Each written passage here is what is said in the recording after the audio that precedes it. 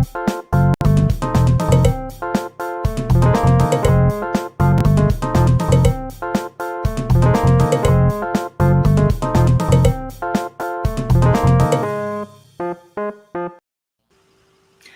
friends, welcome to this episode of Booked. I'm Saffron Asteria and I am pleased to announce my guest for today, Lexor Bates. How you doing? Disembodied Hello, hands. g'day. G'day, Miss Sapphire. Hello. My disembodied hands. I was going to call you Lexoroni. Yeah, that's right. So Lexor's from the future. Yep, it's Thursday here, everyone. Which is crazy. And what time of the day is it? It's 1 a.m. 1 a.m. Look at that. 1 a.m. That's Yep. commitment. I appreciate that very much. Yep. And mine are bigger than this old Tony's, so there you go. That's going on the record now. Yeah, that's on the record. It's Sorry, this old Tony. Old tiny hands, Tony. Anyway, thank you so much for being here. I appreciate you making the time during this arse crack of dawn. Well, it's not even dawn; it's still the night time for you. So yeah. I appreciate it. Thank you. Yeah, it's all good. So glad to be here. Are you? Oh, I'm so glad. Are you still awake from yesterday, or did you have a nap and then we'll get up? I have had a nap. Okay, good. Yep. Good. I still assume that there is going to be an element of like sleep deprived gibberish at some point. That's mandatory, I'm afraid. I'm sorry. It's mandatory. Okay. It's mandatory. Yeah. Well, before we crack on with the banter as it continues, could you give our listeners, watchers, lurkers, creeps, whatever you want to call them, an overview of what to expect if they were going to pick up one of your books? Okay, so I'm a science fiction author. So I write sci-fi. Some of it contains what some might call quite controversial topics, especially my first book. As we discussed, but we'll get into that later if you want. The second book, I sort of wanted to just have a bit of fun, so I just wrote a nice light-hearted comedy. It's in a science fiction world. Awesome. Cool. So you currently have 2 books out at the moment. So you have you've got Seventh, and The Forgotten Sons. The Forgotten Sons, book 1 of the Agatha trilogy. Fucking spit it out. That's okay. People can read as well. If they want to look I hope they can. Otherwise, what are we doing here? I don't know. It's okay. Everybody has different levels of abilities. So you've got book 1 of the Agatha series that's out, and you're currently working on book 2 and book 3. Well, book 3 is in conceptual at the moment. Okay. So I'm currently doing a lot of research on that one, and oh my god, I am terrified by the research that I'm finding out. You're terrified by the research? Oh yeah. Why? What are you looking at? Why? Okay. You look at the name of the name of the series, AGITHA. Look at the first 3 letters. AGI. So AGI, Artificial General Intelligence. Not Athletic Greens. No. Okay. Artificial General Intelligence. Terrifying stuff if you look it up, guys. I'm telling you. Thank you. I'm good. Yeah. But please do share what you like. Yeah. So this stuff is going to take over the world. Sorry. Yeah. I'm assuming as such. Yeah. Yeah. What specifically about your research has shit you up? Well, okay. So AGI is the stage where artificial intelligence gets human-like qualities. So they know how to talk. They know how to remember things. They know how to infer stuff from that. They can infer things that we probably don't even know how to infer. But it's the stage after that, which is ASI, Artificial Superintelligence. Okay, that's when it surpasses us completely. Now, if you don't know what it's like being in a world, this is some of my research coming out now. If you don't know what it's like being in a world where you're not the highest, the most smartest thing here, ask a chicken. Is that the direct comparison? Like, we'll become the chicken? Okay. We'll be the chicken. Yeah. Okay. So that kind of terrifies me. Yeah, no kidding. Yeah.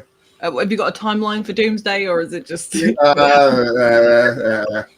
of no return? They're saying 2027. Okay, so we've got a couple of years to get our books We've got out. a couple of years. Yeah. ASI probably 2030, 2040. Okay. That's the Phone's predictions that already I've seen. hurt, so Yeah. Yep. cool. Yeah. I can still sleep at night because I've accepted my fate. You know. Looks like I'm going to be up at 1 a.m. looking for lives to go on. I don't know what to do with my life with the 3 years I have left.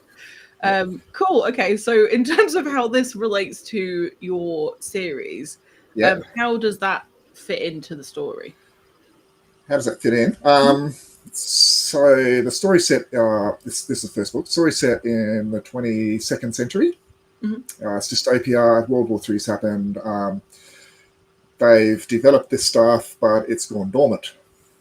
So no one remembers anything about it because it's also about memories. So people, they've changed people's memories. The world's divided into two castes, if you like. I don't want to get into that sort of thing, I don't think, because of something we talked about before. Yep.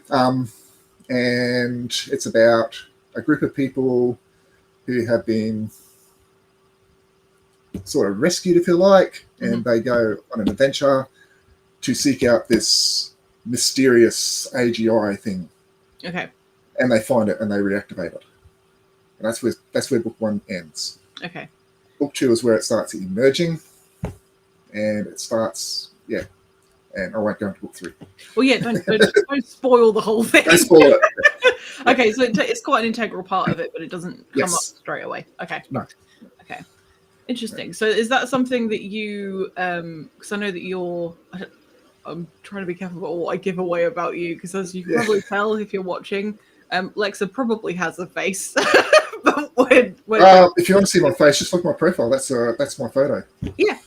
There you go. My profile picture. That's my photo. Well, the drawing. Yeah, that's my photo. I mean, I suppose technically it is. Yeah. One of your students drew that, right? Yeah, that's right. Yeah. That's really cool. I like that. So I can't remember what I was going to ask now. Oh yeah, so your profession is very deep within like science, technology, mathematics. Absolutely. So obviously that's something that you really love, you really care about. Yes, very passionate about it. That's why it's found itself into your books, right? Yeah, I will reveal I am a teacher. Science, maths, digital technologies. It is my job to know the stuff. So given that it's going to be involved in your books in some way, right? Exactly, yeah. It comes out differently in 7th, though. Yeah, it's 7th is absurdist, but it's very funny. It's very absurd. That's why it's funny. It's very absurd. Yeah, 7th was a lot of fun. I assume that the Forgotten Sons and the whole Agatha series is a bit more serious from the... It's way more serious, yes. Yeah. Okay. It's a more serious look at this technology that's emerging. And whereas 7th's more, I'm sick of writing something serious. I'm going to go and write something fun. It is fun. It's, as I said before the recording, it's got like touches of like Doctor Who and Hitchhiker's Guide to the Galaxy. Did you say Red Dwarf as well? Red Dwarf. Yeah. Red Dwarf. There's one scene in there that I didn't take straight out of, but it's heavily influenced by Evil Dead 3, Armies of Darkness. Okay. Yeah. It's the scene where he's holding up the shotgun. Okay. Yeah. See, there's primitives. This is my boomstick. That sort of thing. I don't know if you saw that. I haven't seen it. You didn't? Oh, no, because it's what comes after that. That's right. That I wrote in it. That's influenced by it. Cool. So I got this baby S-Mart. No, I'll put X-Mart instead, I think. Yeah, so. Cool. Okay, not a direct copy. Not direct copy. Artistic. Our lawyers have said no, we're not allowed to. It's definitely not a copy of S-Mart. What are copyright laws like in Australia? Is it kind of the same? Copyright's automatic. If you create something, it's automatically copyrighted. No one can copy it. We have, I think it's about a 10-15% usage. And there's also fair usage here. Okay. So if you were to like take something that you've seen and like just change a few bits about it so it's not the same identity, that's totally fine. Yeah. Okay. I think so. Yeah, I think that's what you meant. Yeah, I think that's the same here. I'm not entirely sure. If anybody knows more about that, then please put it in the chat. Whack it in the chat. Yeah. I don't know anything. Mark has noticed that you have a gaming mouse. Are you a gamer? Am I a gamer? Absolutely am. Yes. Okay. What kind of gamer? Obviously PC. PC gamer. Okay. I like to play Project Zomboid. Oh. I love that game, Project Zomboid. I play Don't Starve. Mm-hmm. Oh, Don't Starve together. Don't Starve, not together. Just Don't Starve. Oh. I'm not a multiplayer person. Is that like the first one? I don't know. Yeah, that's the single player version of Don't Starve together. Oh, okay. Single player version, yeah. Oh, I didn't know that existed. Okay, well, I'm going to be downloading that. I thought it was only multiplayer. Excellent. Yeah, I can play by myself. Yeah. I also play, I used to play 7 Days to Die, but that's kind of gone down a road that I kind of don't like. Mm-hmm. Okay.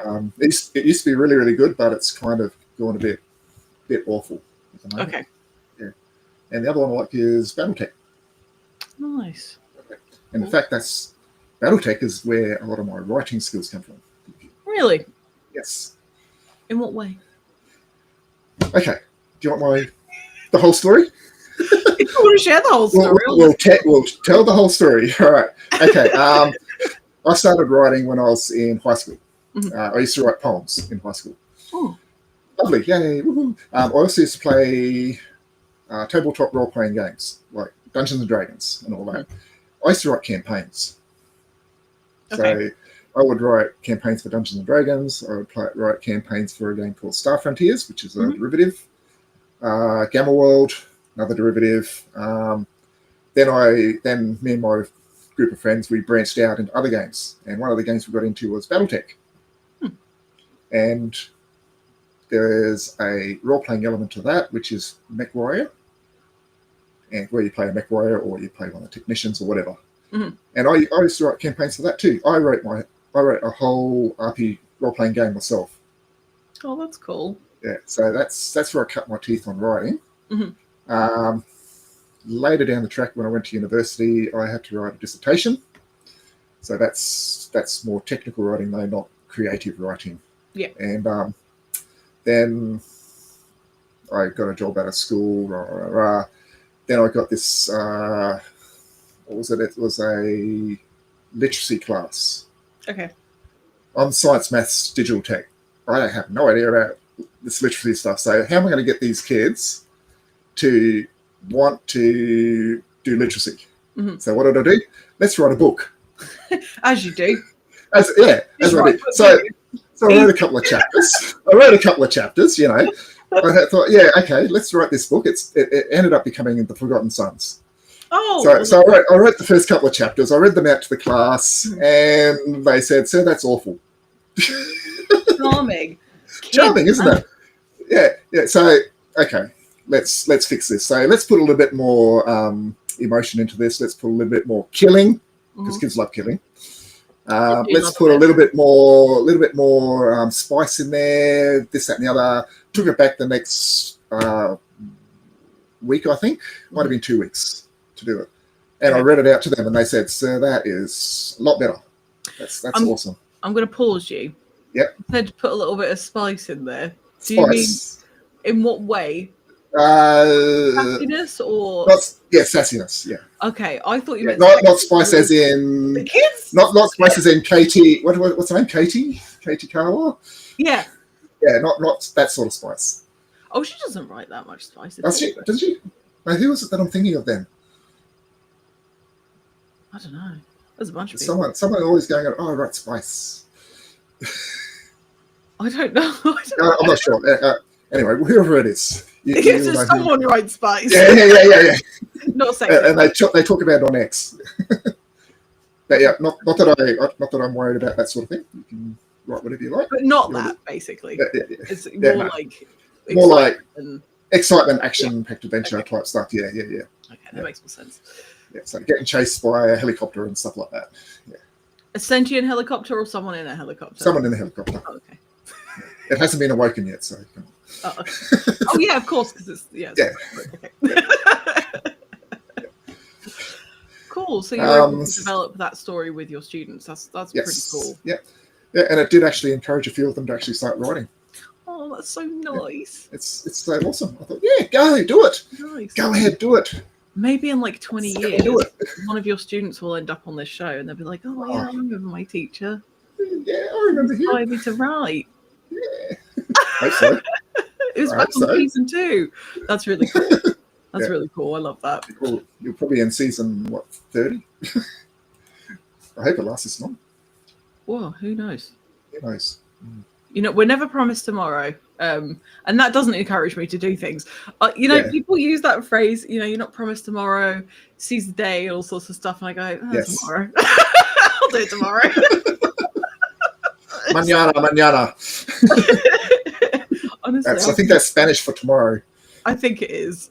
And it actually is tomorrow here. Yes, exactly. You are from the future. So again, if anybody that's true. Yeah, that's kind of true. Yeah. Yeah. I'm not doing much with my hands. I should do more with my hand. I said you could break out the jam whatever you like. This is my right hand, people.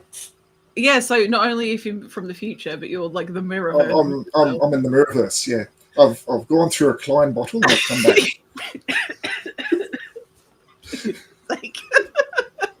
So, in case you needed a little insight into what Lexor's comedy is like, That's it. Pour yourself into a Klein bowl and take a seat, grab one of my books and read it. So, and don't forget to take your Klein fedora off at the... Goodness sake. Okay, so you have your sort of sci-fi stuff. Yep. I know that you're also working on. I have a list here. I'm not like scrolling Google. I sent you the list. Yes, you sent me a list. So you also have a non-fiction that you're working on. Yes, I do. That is based on a journal that I have gotten a hold of, and it's the journal of my. Let me get. I can never get this right. Great grandfather. I think I've got enough greats in there. Personal journal. Yes, it's his actual journal that he wrote. It's got no punctuation in it. What is it? Just one run-on sentence? It's just one big long run-on sentence. Oh, brilliant! And I've got to try and decipher that and put it into a book.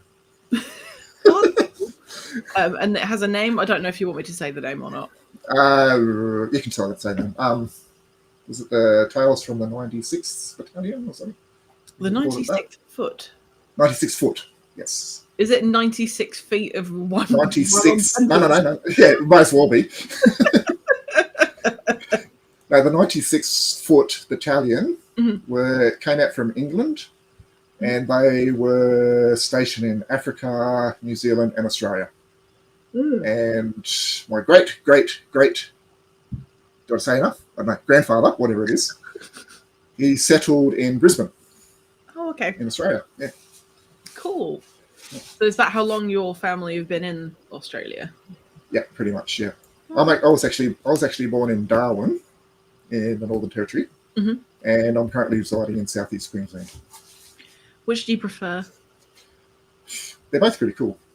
They sound cool. They're pretty cool. They're both pretty cool. Townsville's nice too. I like Townsville. Australia's on my bucket list, but it's also like I have severe arachnophobia.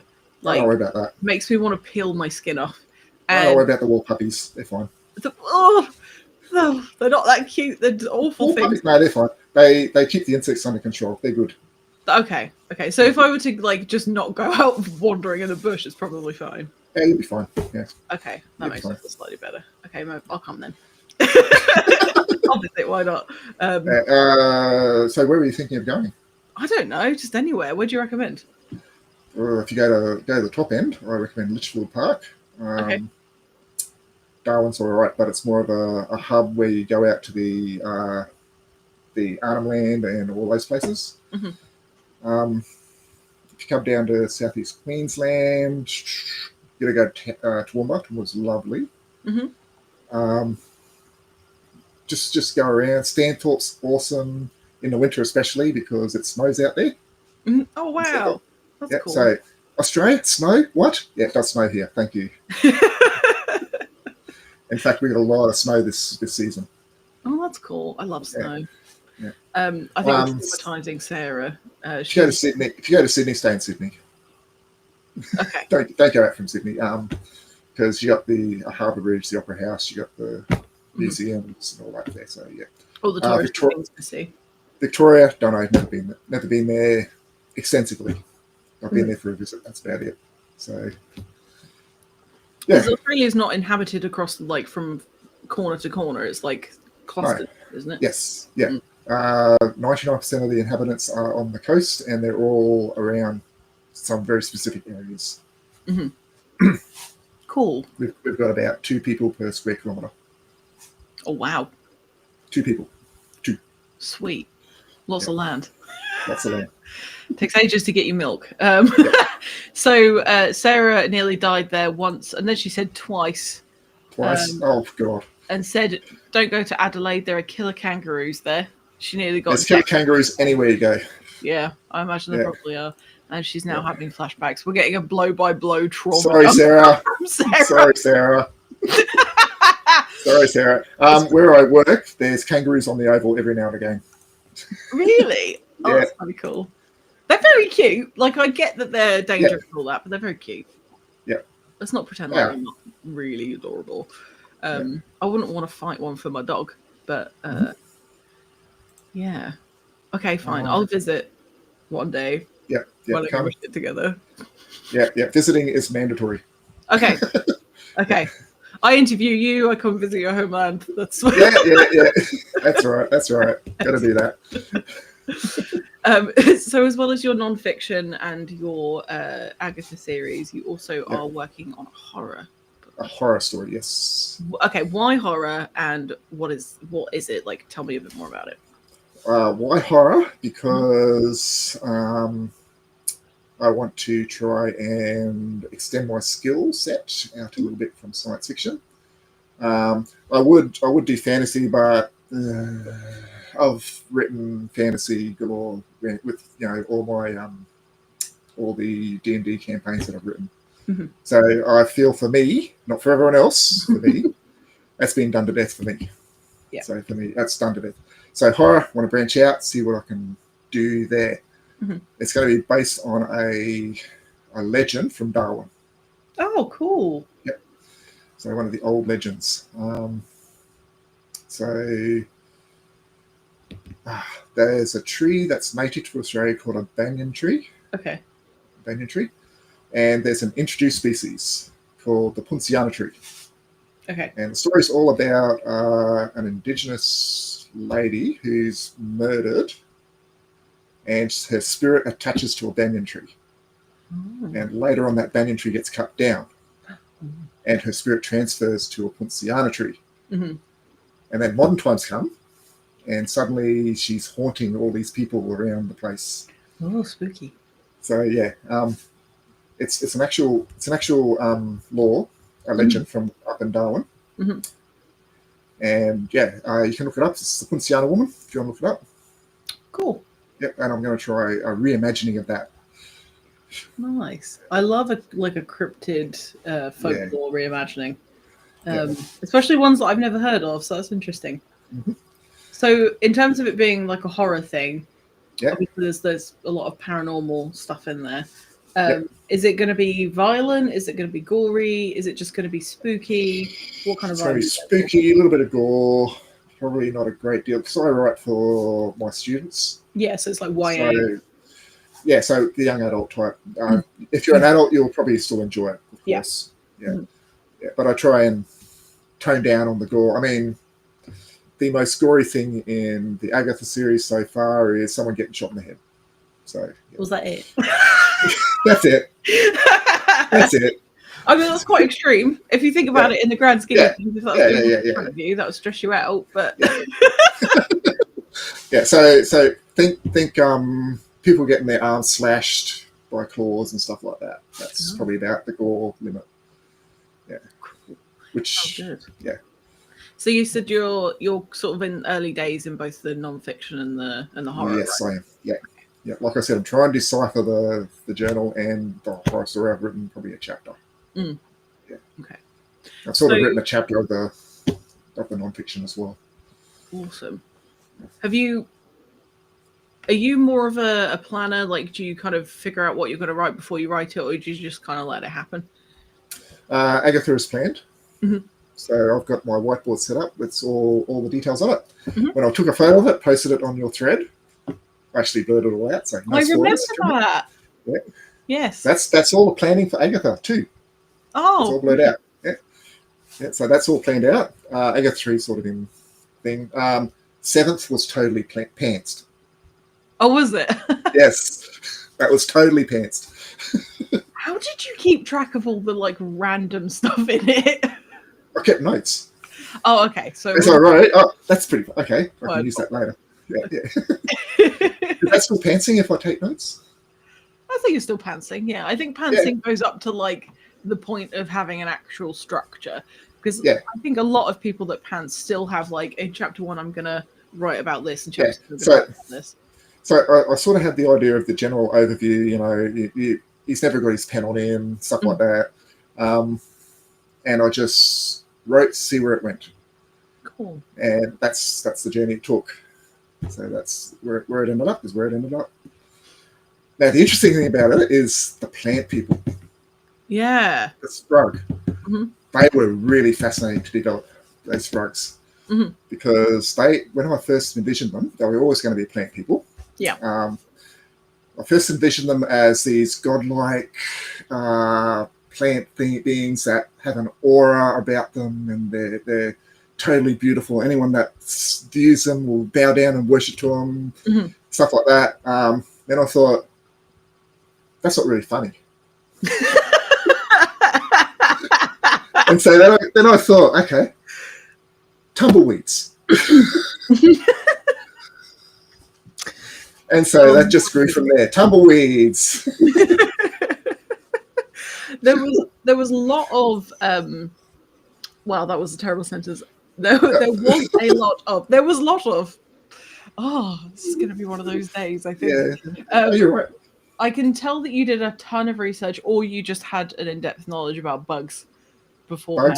Because there was so many terms where I had to actually use the search feature on my Kindle, because I was like, what the fuck is that? And I learned a lot about bugs. That was cool. Yeah. Are you telling me I should have spent more than an hour on that glossary? Maybe. It's okay. I tend to I like discovering the things. The pertarsals and because then you get it out of context as well. Because a lot of it I was like, okay, I'm pretty sure I know what that is, and some of it I was like, what the hell word is that? But it was helpful. There was one word I made up though. That's olfact. I assume that is it in relation to detection of pheromones. Yeah. That's a made up word. Well, it sounds like a derivative of an existing word though. Yes, olfactory, which is the nose. Yeah. Nice. Which I only discovered recently because of that lady. I can't remember her name. That's awful. Allie, maybe? Shit, I can't remember. Who wrote a PhD about smells, and then she got loads of shit from it. There's a few really good papers on smells. Yeah, I didn't know that was a thing that people did, and I was like, well, that's fascinating because I've got a terrible sense of smell.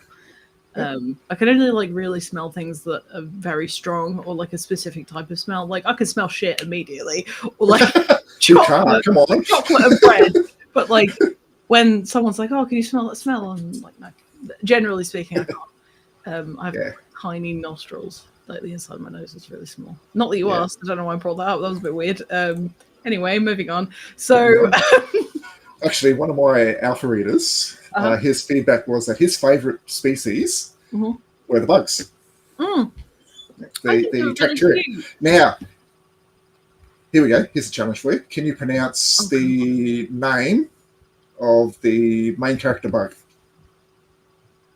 Is it the one that had the apostrophe in the middle? Yes. Yeah, he's the one with the I. I'm going to give it up because I can't remember. Yeah, that's fine. Yeah. It began with a T. Hang on. Yeah. And then I'm going to tell you, how to find out how to pronounce it. I'm going to tell you how to pronounce I'm going to do it wrong. This that's fine. That's fine. Cringe. I'm doing this because of you. Yeah. Okay. In my head, I read it as Tizikri. Tizikri? Almost. That's pretty close. Is it close? Okay. Yeah, Good. That's pretty close. The actual pronunciation came from my old man, my dad. Okay. My late old man. He used to keep Japanese quails. Did you say quails? Quails. The bird. Japanese quails. Yes, the bird. That's so Now- random. Now, they have a particular mating call. Okay. And if you listen to the mating call of a Japanese quail, that's how you pronounce the name. No kidding. I'm not kidding. That is so random. Isn't it? Why did Oh, you I just choice? want to put a piece of my dad in there. Oh, It's my that's late dad. Yeah. Oh, He loved his quail, so I'll put them in there. You know what? I think if you In a very cryptic way, but you know. that's a really cool Easter egg. I imagine that if you did keep Japanese quails, you'd have to love them because that is such a peculiar choice. It is. Why? Yeah. For food? No. Or eggs? No, pets. Pets. Pets. Fantastic. Pets. That's Yeah. fantastic. We had a whole aviary out the back when I was a kid. Really? Yeah, and we used to have quails and finches in the top. Wow. So the finches would fly around the top, and the quails would wander around the bottom. And one day we had this bunny rabbit that came over, so we caught it. We put it in the bottom of the thing, and because it came around in the morning, we called it breakfast. Oh my god. And then we had another one come around, and it was the evening, so we caught that one put in, and we called that dinner. That's so awful. Well, kids, come on. To be fair, because I'd really love a pig, but only when I have enough land for a pig. I'm not be one of those people that's a pig in the house. It's illegal here to. It's illegal to keep a pig here unless you've got enough land. Okay, that's good. Yeah, here in Australia. Yeah. I don't think that's the case here. People have house pigs. I would call it bacon bits. Bacon bits? Yeah. Why not? I wouldn't eat it, but I'd call it bacon bits. Pigs are supposed to be. They're supposed to be smarter than dogs. They are. They are supposed to be smarter than dogs. They're also very cute. I love a pig. Did you have any other? I'm getting excited about your quails now. Did you have any what would be perceived as unusual pets other than your quails? Plenty. Well, tell me about Plenty. them. Okay, I had a mouse. Oh. Yeah. Nice little cutie mouse. Her name was Whiskey. Oh. That's a 6-year-old calling a mouse Whiskey. Come on. I used to breed rats. I've had a pet snake. Rats. I had a pet snake. Cool. Really, really big snake. I rescued it. It had been attacked by a shovel. Oh. And had a big gash down one of its sides. So this was the snake here. Mm-hmm. Had a big gash sort of here-ish. So that's that's its head. That's the tail. So I had a gash back here. Mm-hmm. It was about 3 meters long. Wow. Big python. Oh, wow. We've had axolotls. Are they good pets? Is it kind to keep good pets? I don't know. They're boring. Sorry to the axolotl lovers out there. That I find them boring. Your experience might differ. Okay. If I could teach I've had a whole range of dogs. I've had pet ants. Oh, cool! Like an ant farm. Like I went out, caught a queen, bred a colony from it. Of course you did. Yeah, science teacher. Oh, of course, yeah. Was it helpful for school? Yeah, I didn't actually use it for school, but I now know a lot about ants. That's cool. From it. And my current pet is a cat called Chub. Chub. Fantastic. Where did that name come from? Is it a fat cat? It's a fat cat, yes. He's 7 kilos. Chub, a fat cat. I love it. I sometimes post photos on him on X. I'll be on X, so. Oh, I'll have to keep an eye out. I don't really look at it anymore. Yeah. It depresses me. Not your cat. I mean, social media. Your Chub wasn't. I get sick of it too. Yeah. They say, social media is going to connect everyone, and what does it happen to do? It's like the opposite. Separates everyone, yeah. We'll go into our little bubbles, our little rooms, and don't go anywhere else. Anyway. I just find that it just saps my time and my love of life. It's just miserable. What I'm really enjoying is having Discord because I got to curate the group of people that I actually enjoy talking to, or that noticed that I had Discord. And then I just get to talk to them when it's relevant, not like a stream of consciousness where people are just like randomly arguing with opinions, which is just really strange. and just like sometimes I imagine the interactions that I see on social media happening in real life, and wonder whether or not people would lose more friends that way. I don't know. It's not a very good way of making friends. Possibly, yeah. And yes, I do get to talk to Sarah whenever I have a thought, whenever she has a thought, and also whenever I have a thought. I do get random. I've got to look at that around my microphone. What's the? I've got to look at that around my microphone. The chat. Sorry, you can't see me wobbling my head from side to side. No, it's fine. Maybe you'll have to do like sign language. I don't know what that would be. You'd have to be careful because it might look a bit rude. I want to go back to 2, 4, 8. I can capture 31 on one hand. That's right. Don't worry about it. No. Just go on. Sorry. I was like, what is going on? Sorry, go on. Sorry. So, going back to you writing D&D campaigns, and yes. Oh my god. Okay, before I do that, I have to. I'm going to have to acknowledge this question that Sarah has asked. She's been looking for someone from New Zealand as close enough. I know that you're not from New Zealand, but you're also not from England. So she wants to know if you know who Pingu is. Yes, I do. Okay. To what extent? How do I put this? My ex nephew. Yeah. Because I have an ex and her nephew. Used to absolutely love Pingu. If it's who I think it is. The penguin. The penguin. Yeah. Not the computer game penguin, but the TV penguin. Is that right? Yeah. Pingu. Yeah. So that's the one that trumpets out of his. Yeah. That's the one. Yes. Yeah. I absolutely do know who Pingu is. Cool. Because we were having this discussion the other day. And she was trying to figure out if they goodness gracious me. She was trying to figure out if that's the one. People from different countries have heard of Pingu. I still need to ask the Americans, if you are American or Canadian and you're watching this, have you ever heard of Pingu, and did you ever watch it as a child, or know a child that has watched it? Very curious. That's Sarah's research question, but I'm going to go back to my question now. So you wrote D&D campaigns, and you were in that sort of fantasy like tabletop world, and you said that wasn't going to translate to your books in terms of writing in the genre. That really surprises me because there are so many, not all, so many fantasy novelists or writers have been in the D&D world or are in the D&D world. I find it fascinating that you were like, no, this is where that ends for me. Can you tell me a little bit more about that and why you're not as interested in writing a fantasy book? Kind of a sad story. I'm already sad. You're already sad? Sorry. I'm about to make you sadder. Sorry. We used to play D&D with one of my best mates in the whole world. I've known since high school. He passed away. Oh. So and plus I've got 2 degrees, one in IT, one in engineering. I'm a scientist at heart, so So it's always going to be science. So sort of leave that world behind, go on with the science fiction stuff and the horror. The horrors persist, and so do we. I'm really sorry that happened, and I'm glad that you got to have that experience with your friend. He was awesome. Yeah, he was my best mate for a long time. Yeah, that's sad. Well, I'm glad that you got to have that experience, but I totally understand why that's not the thing that you go to. So, swapping into, I know that you have props.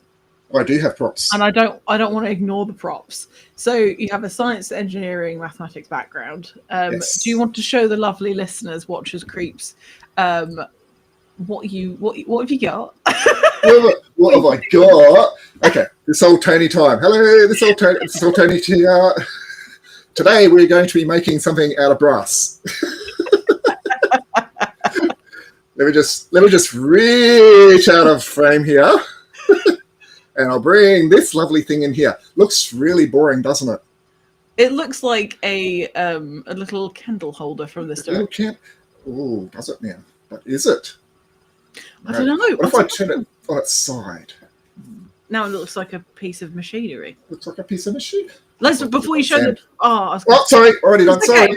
It's okay. But before you Yeah. say what it is, if Yeah. anyone's watching, put in the chat what you think it's for. Sarah just Do we do the back. Do we do the Jeopardy music? Oh, the countdown music, to be honest. Yeah, the countdown music. How's that go again? I can't remember. We get countdown. We get the 8 out of 10 cats. I don't know what the 8 out of 10 cats one is. That's the comedy version with. Oh no, I don't know what is it the same music? The same music, I think. Okay. Look at that. Yes. Well done, Sarah. Sarah in the house. Here's a wax seal. Did you make the wax seal? I did make this wax seal. That's amazing. Yep. So a piece of brass, 25 millimeters in diameter, right there. That's 25 mils, the scale. I have, as you probably have seen, if you know anything about my posts on X, you'll have seen that I do have a lathe. So I turned this down, this section here down, and I cut this little circle here. Whoops, I can keep it upright. Stay upright. Very cool. So I cut that little circle there. Then I got my little Dremel, and I just signed it. But it looks the right way around. But remember, left is right. I've been through the Klein bottle. Oh yeah, this is actually reversed. Because then when so I had to sign this not in the right way, but in reverse with the Dremel. Oh my god! Yeah, was this your first attempt? No, that's my third. Okay, that's still pretty good. I ended up having to sign my name on a bit of paper, import it into Photoshop, then reverse it in Photoshop, print it out on my laser printer, put it over the top, put acetone on it so it transfers, and then use the Dremel tool to follow the line. Oh, that's very clever. So yeah, so it works. It's really good. Danielle was also going to say wax seal, but was too distracted shouting the countdown song. Oh, oh yeah, look at that. Well done, Danny.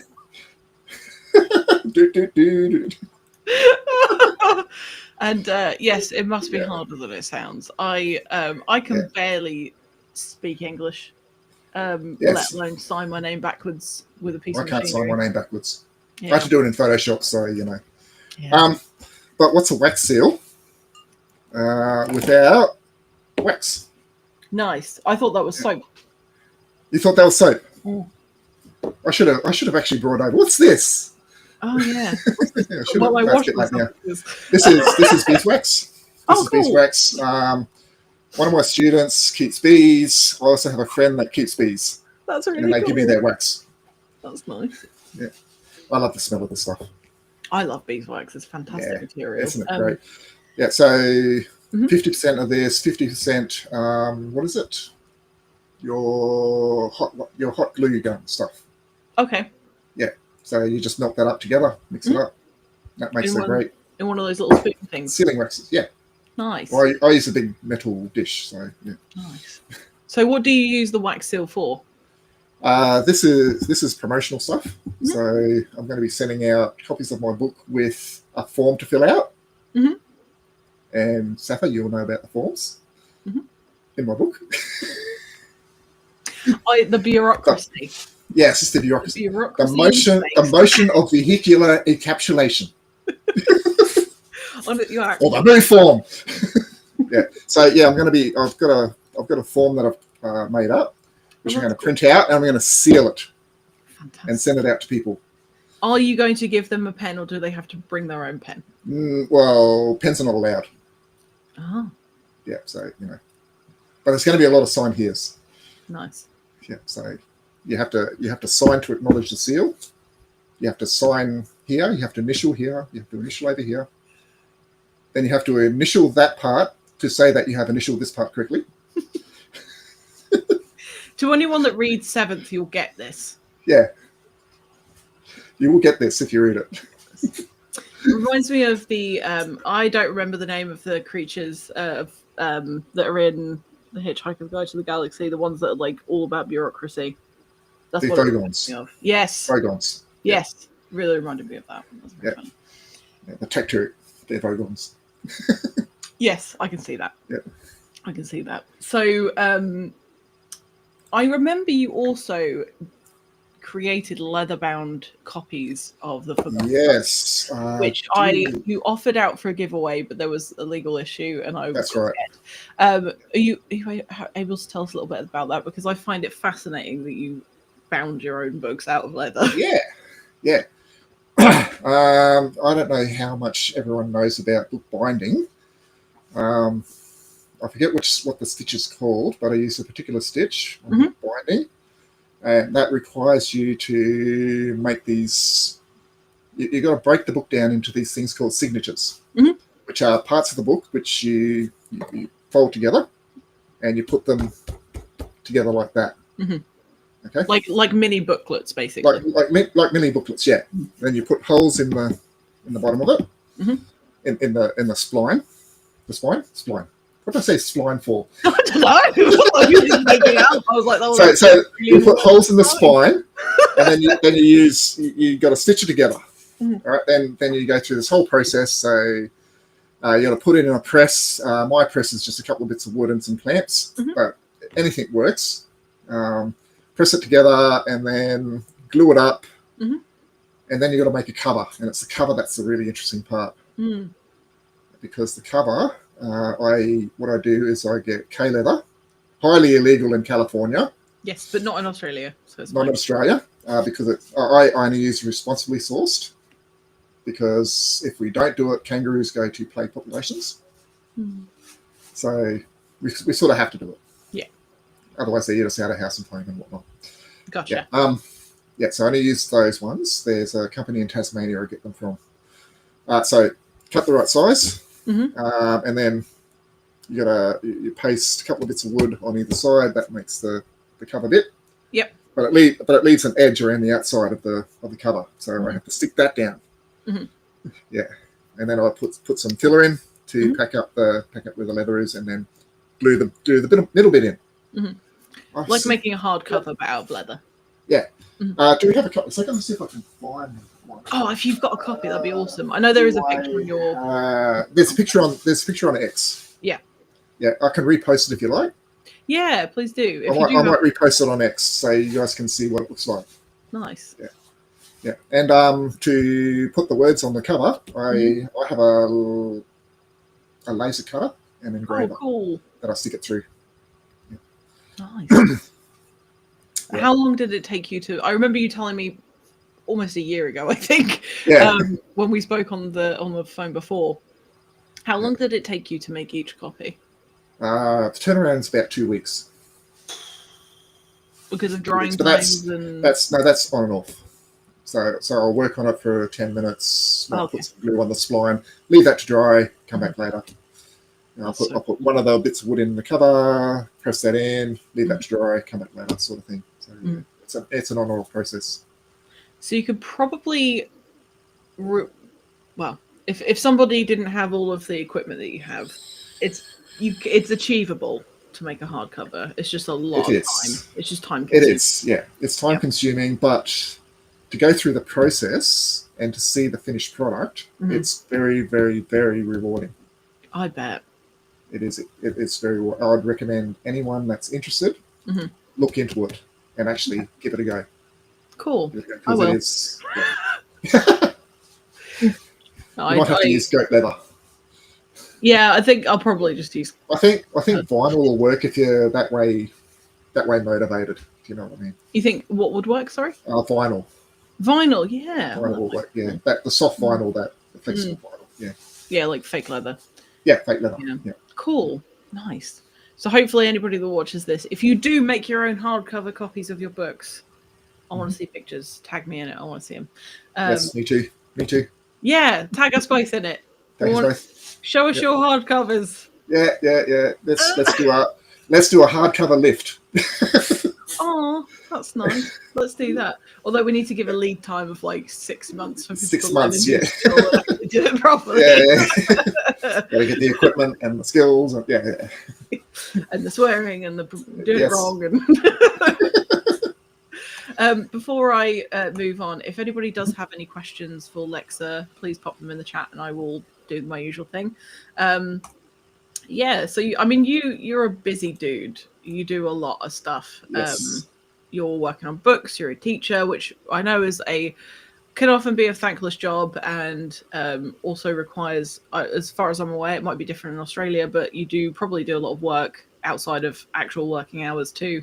Yes. And Yep. plus, like, you're an engineer, so Yep. you have all these like crazy skills and stuff. Do you sleep ever, or do you just have a Probably about not enough. Let's just say that.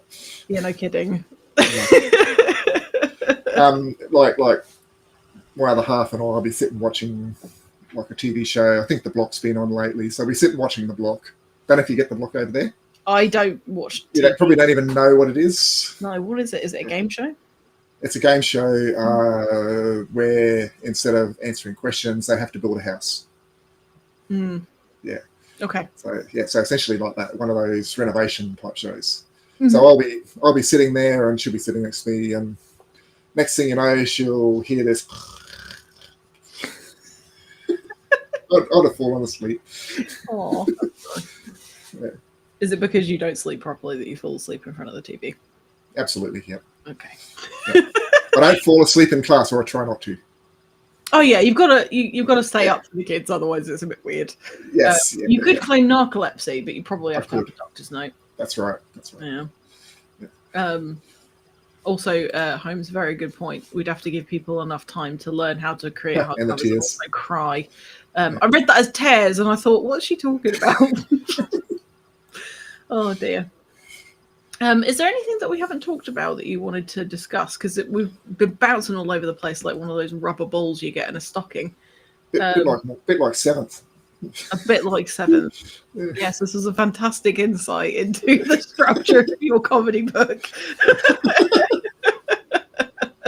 Is there anything else cool that you've made? That I've made? Yeah. I've made a robotic arm that was mounted to a robotic arm. You said that far too casually. I just made a robot arm. Yeah, just made a robot arm, Yeah. I put it onto a movable chassis, and I developed the equations that would control it. So you could use a HTC Vive to actually control where the robot arm is. That was my university project. That's cool. Yeah. Wow. Have you brought that in for your students at all? I have pictures. I have my whole dissertation that I show them, and I say, look, this is what you can do. Nice. If you put your mind to it. They go, oh, that looks like work. How long did that take you to write? 1 year. That's not bad. Write a book. Hey, it took me 1.5 years to write my first book. That's not long. Yeah. I know people that take 15 years to write a book. It's I've heard that too. It's just dependent I was way more focused on book 1 than I was on 7th. I haven't read book 1. I've read 7th, and that bounces all over the place. It's funny though. Yeah, it's funny. I can tell that it's very like you. Yeah. Having spoken to you and having read the book, I'm like, oh, that's just you all over, isn't it? Yeah, it's me in a book. That's nice that you're embodied in this tangible thing, so that you can live on forever. Yeah, that's nice. And there are insights in there on how to survive in the 4th dimension. I'm sorry, what did you just say? There are insights in 7th on how to survive in the 4th dimension. Oh, okay, cool. So just in case that happens. Yeah, just in case you happen to fall into the 4th dimension. If you've read 7th, you'll be fine. You'll survive. Yeah. I'm assuming it's going to be like Hitchhikers, and I should just take 7th with me wherever I go. That's right. And not panic.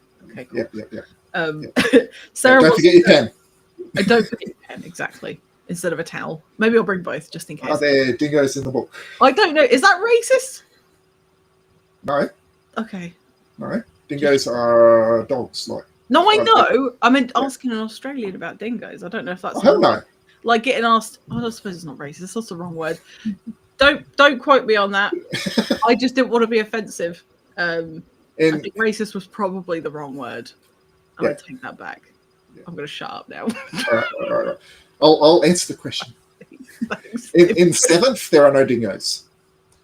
In the Forgotten Sons, there are dingoes, but they're not called dingoes.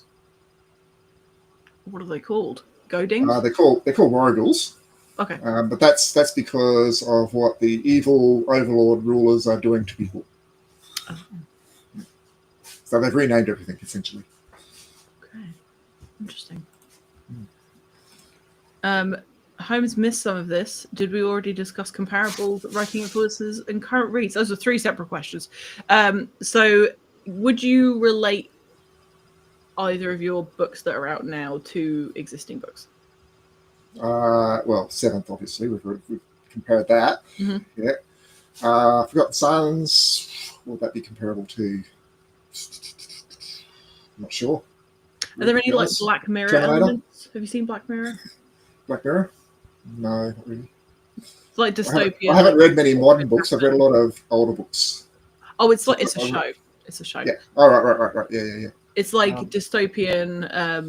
Like this Forgotten is Sons, I would say closest that I've read is probably what's it called? Isaac Asimov, iRobot. Oh, okay. Yeah. Yeah. Okay, that makes sense. Yeah, but it's a lot longer and it's a lot more controversial. Okay. Yeah. Are there any Terminator vibes? Yes. Cool. Yeah. Okay, a little bit of Terminator, a little bit of iRobot. But not in book 1. Yeah, but the series developing into the series starts to develop that way. Yeah. Okay. Cool. No more spoilers than that. Yeah. Right. Yeah. Next bit. Next bit. Okay, moving on. So, who are your writing influences, or what are your writing influences? Isaac Asimov, Douglas Adams, Terry Purnell. Is that right? Terry Pratchett's one. Terry, forget his last name. He's a sci-fi writer. Terry. David Brin, mm-hmm. David Eddings, J.R.R. Tolkien, of course. Mm-hmm. Who else? Probably others. Raymond E. Feist, Ian McCaffrey. That's just to name a few. Quite a lot. You've got good memory. I forget everything I've read when people ask me questions like that. What are you currently reading? Currently reading? Do you really want to know? It's quite boring. As long as it's not weird. It's we can deal with a little bit. It's not weird. Okay. It's not weird. As long as it's legal, that's fine. You say it's legal. It's totally legal. Yeah, it's totally legal. It's year 11 mathematical methods. I mean, that works because it's your job. It's part of my job, so yeah. I don't get to read a lot of fiction these days because of my job. Yeah. So. But with the works of the authors that you have as your writing influences, is that the kind of stuff that you'd lean towards if you were going to be reading? Yes, absolutely. Yeah, absolutely. Cool. Nice one. Well, also Sarah sold the Dingo Not Dingoes. Okay. Cool. Nice one. Well, I don't see any other questions in the chat at the moment. It's a funny old time of the day, so you just never know. You never know what's going to happen. But is there anything that we haven't covered that you think, oh no, we didn't talk about that? I don't think so. I think that covers about it. Cool. Well, I've asked all my questions, so unless anyone pops into the chat with another one, I really appreciate you coming on today. I know that you're a busy dude. I know it's a silly o'clock in the morning, so I really appreciate you joining us from the future. It's been a lot of fun. You're such a laugh, and I appreciate your humor and all the stuff that you've been able to share with us. I know that you have your 2 books out, so you've got 7th and The Forgotten Sons, which is the book 1 of the Agatha series. Something that we didn't mention, actually, that I just see on my list here, is that you did give me some links for the books of your editor for Forgotten Sons. Did you want to tell us a little bit about that? My editor from book 1 of The Forgotten Sons, she's actually written a couple of books herself. So I've given you the links to those. They're fantasy books, I do believe. I think one of them's a murder mystery. Okay. And the second one is a fantasy book. Awesome. I think I haven't actually read them. I should really read them. Naughty me. So we don't know if they're good. They got 5 stars, so they must be all right. Oh, that's good. So I'll put those in the chat now. I've got the QR code up for 7th. So if you're interested in reading a hilarious sci-fi romp. I don't know if that's the right word. Yeah. Then bring your own pen. Yes, exactly. You'll a lot of the inside jokes from this particular episode will become more clear if you were to read 7th. Let me just make sure. I should give a prize to the first person who can spot the big Douglas Adams Easter egg that's in there. And it is so hidden that no one's actually spotted it yet. That's a challenge I'm going to have to look at now. Yeah.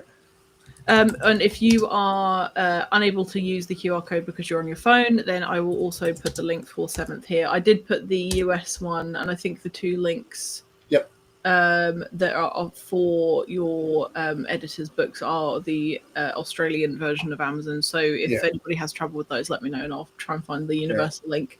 One's called Fractured Rose, I believe, and I forget what the other one's called.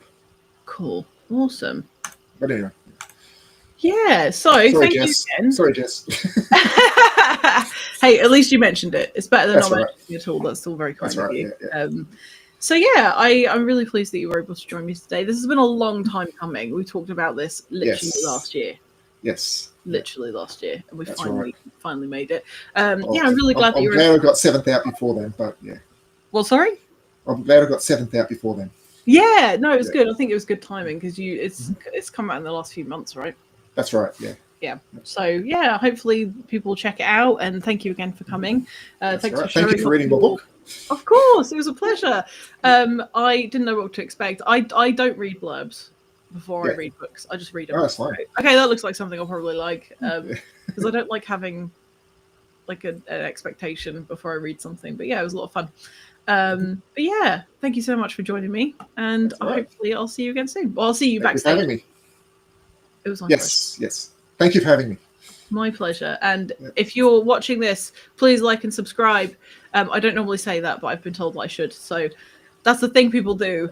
I second bye. that.